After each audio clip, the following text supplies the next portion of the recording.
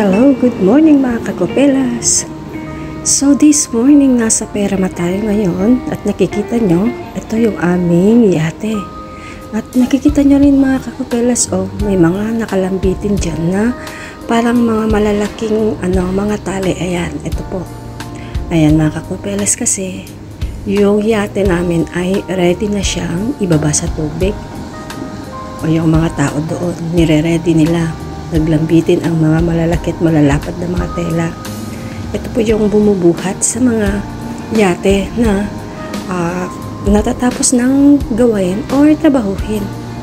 So mga kakopelas, for more info, dito po sa Perama, ito po yung place dito sa Greece kung saan dinadry dock ang mga malalaki o malilit man na bangka o yate para po gawin yung mga necessary na gagawin or tatrabahuhin.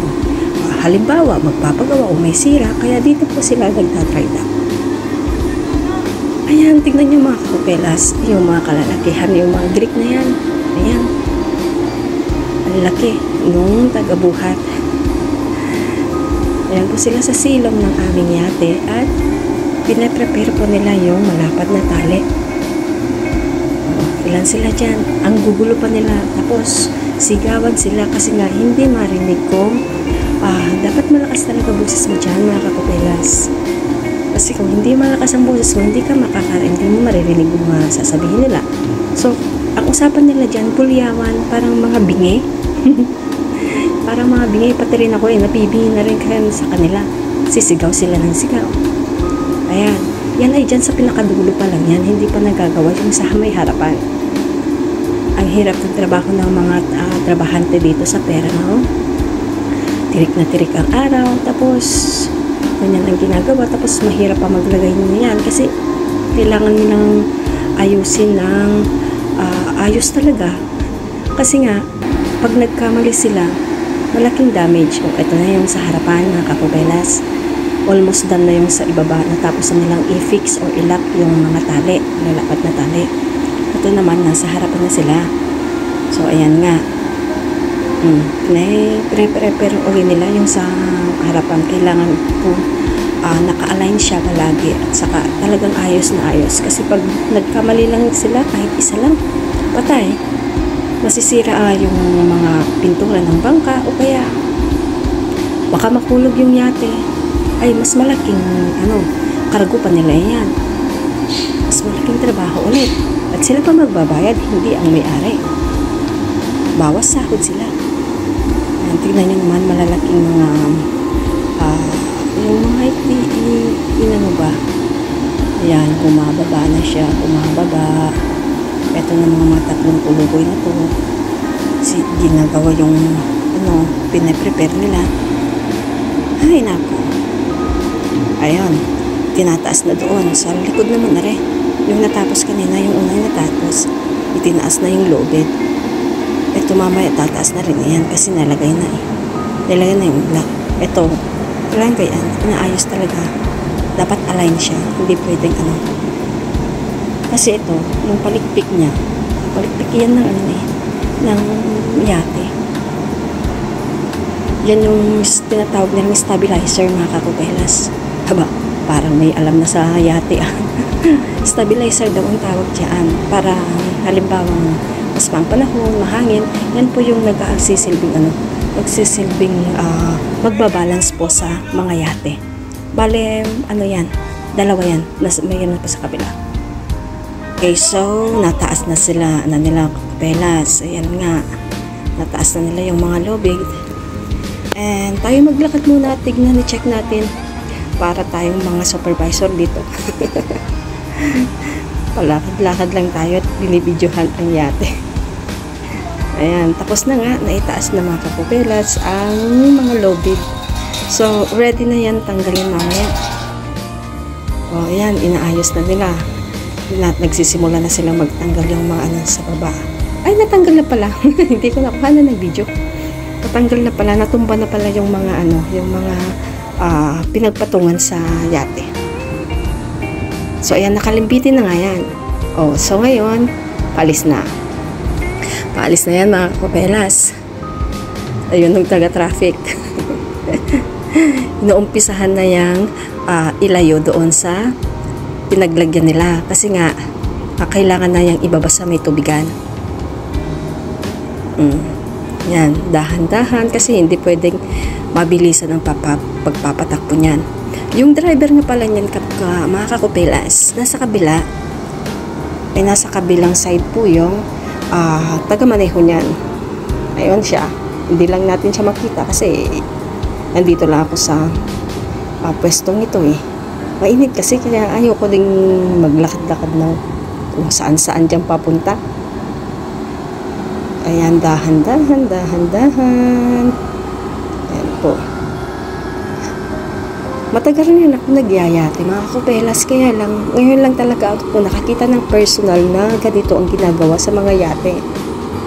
May nakikita naman ako sa mga videos. Kaya lang, iba pa rin naman yung personal na nakikita mo, di ba? At sakto, mga kakupelas. Na-videohan ko pa. Oh, di ba? Parang ignorante lang eh. Sabi nga ng asawa ko, lahat daw ng bagay sa pagyayate, ignorante daw ako. Abay, hindi naman talaga ako nagyayate. Napasabaklaan naman eh. Ayan nga, yun. Ayan na, huminto. Huminto saglit, mga kakupelas. Ayan, kailan yan gagalaw uli? Ilang minuto na naman niyang magtatambay dyan. Kasi, tinitignan nila yung bababaan niya. Inaayos din naman, mga kakupelas. Kaya, nagtambay muna siya ng ilang minuto dyan. Kaya tignan nyo na laang muna. Yan po yung bangka namin.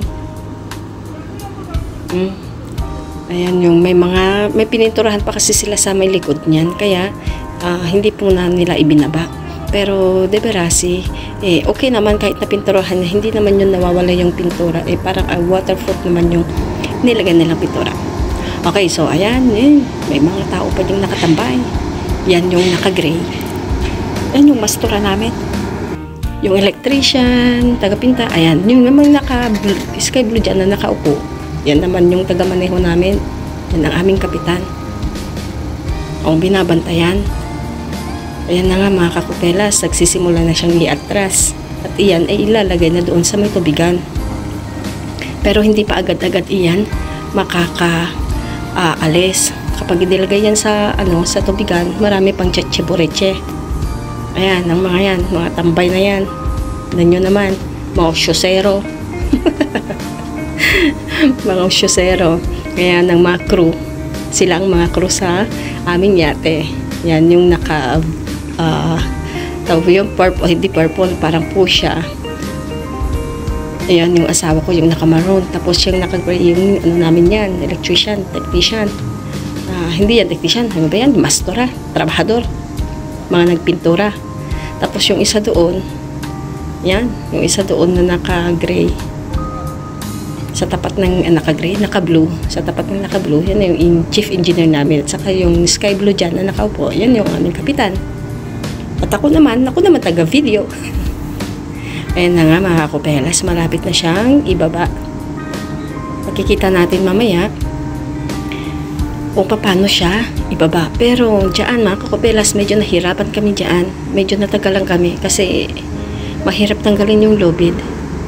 Hindi naman pwedeng may lumangoy na pumunta sa ilalim ng tubig at tanggalin ang lock doon. Hindi naman po pwede.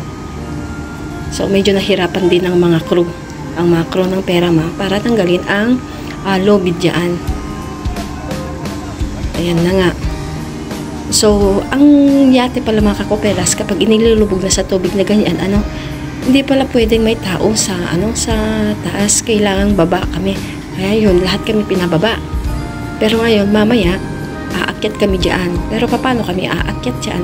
Iaano kami, mga kakupelas. Meron kaming yun bang sasakyan na ginagamit nilang pambuhat ng mga boxes, ganyan. Yung mga ano ba yun? Yung mga mabibigat. Doon kami sasakay. Tapos itataas kami nung sasakyan na yun. Diyan kami mismo sa harapan. Sa may angkor kami dadaan. Tatalon kami dyan. Ay, ang tagal mga kakupelas, nakakainip din minsan. May hintay mo kung ilang minuto yan ibababa. Nako, hindi pa yan ibababa agad-agad mga kakupelas kasi kailangan pa nilang ayusin, ilagay sa tamang posisyon. O ako naman, ayan, papalapit na doon, titignan na kung talagang nakatapat na siya sa may tubigan. Ganito po ang buhay ng mga seafarers. Kapag po nagda-dry dock ang mga yate, dyan, pati kami sumasama din, everyday din kami pumapasok. Sobrang layo nga lang ang biyahe. Kami nagmumotor lang ng asawa ko. Kulang-kulang isang oras, mga 40 to 45 minutes ang travel namin sa motor. Eh kung magtataksi or sasakay ka ng kotse, abay, siyam-siyam na, kailangan mong gumising ng maaga para makakuha ng sasakyan, or kaya kung magbabas ka naman, Diyos ko, mas matagal na naman iyon. Pag nagbas ka, kasi ilang sakayan, eh kayo magtatram, oh, pwede kang magtram, pwede kang magtrain, pwede kang magmetro, o kaya kumuha ng taxi. Ay, pero makakatipid ka nga mga kagupelas, kaya lang sobrang layo naman, so kailangan mong gumising na maaga para lang catch up mo yung oras mo papasok dyan sa Perama kasi sobrang layo po talaga. Ayan, naipatong na, hindi, nairehistro na dyan o nakasentro na dyan sa may tubigan na yan. So malapit na yung ibaba. Binaba na nga ayata eh. Ayan, nakababa na nga mga kakupelas. Binababa na, pero hindi pa tinatanggal ang mga lobid niya. So, kami naman dyan, mamaya, aakyat na dyan. Kasi kapag tinanggal na yung lobid, pwede na kaming lumarga at pumunta sa aming main port, doon sa Marina Zaya. Okay, so, tara na mga kakupelas, tignan natin kung talagang nakababa na nga siya sa tubig. Titignan natin. Ayan, natapat na nga siya sa tubig mga kakupelas. Pero yung mga lobid na yan, tatanggalin pa namin. Tatanggalin nila, hindi kami. Tatanggalin nila mga kakupelas. So, ayan na.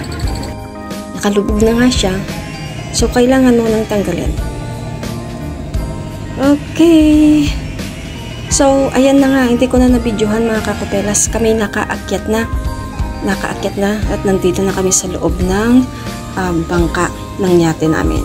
Salamat mga kakupelas sa panonood sa ating video. Ayan nga, ready to sail na po kami at kami aalis na maya-maya lang. Bye-bye!